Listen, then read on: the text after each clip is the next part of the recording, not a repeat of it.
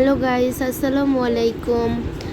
I hope আশা করছি আপনারা সবাই ভালো আছেন। আমিও আলহামদুলিল্লাহ ভালো আছি। আজকে আমি আমার অ্যানাদার নিউ ব্লগ নিয়ে চলে আসলাম।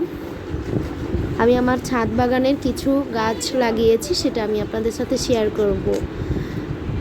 তো গাইস, এটা হচ্ছে ভেন্ডি গাছ, পুদিনা গাছ, বিভিন্ন শাক সবজির গাছ লাগিয়েছি। আজকে আমার মেয়ে, আমার আম্মু, সপরিবার সবাইকে নিয়ে আমি ছাদে উঠেছি আপনাদেরকে দেখানোর জন্য। এটা হচ্ছে পুঁই শাক গাছ, এখানে ড্রাগন গাছও আছে। এটা আমার মেয়ে আমাকে ফ্লাইং কিস করছে।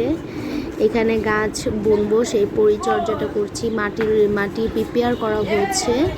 তো গাছ চলেন এখানে দেখাই। ওখানে আরও কিছু গাছ আছে, সেই গাছগুলো দেখাই আপনাকে।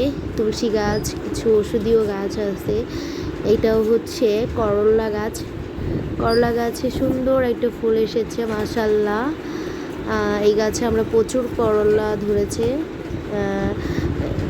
করলাগুলো খুবই মজা।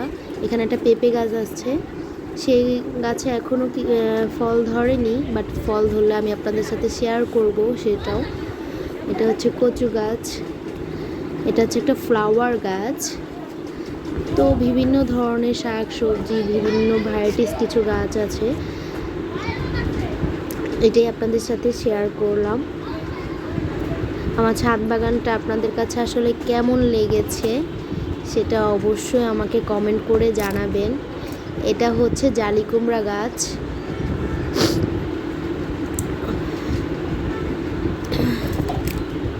এখানে লেবু গাছ আছে, দেখেন গাইস, ভেন্ডি, তারপরে মরিচ গাছ, আরও অনেক ধরনের গাছ আছে আমার ছাদ বাগানটা। এই যে গাইস, একটা করলা ধরেছে, দেখেন, খুবই ছোট।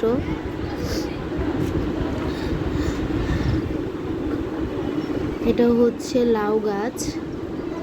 লাউ অবশ্য ধরেনি। মরিচ গাছে অনেকগুলো ফুল এসেছে আমার। একটা ফ্লাওয়ার গাছ দেখা যাচ্ছে, একটা গোলাপ গাছ, সুন্দর একটা গোলাপ ধরেছে।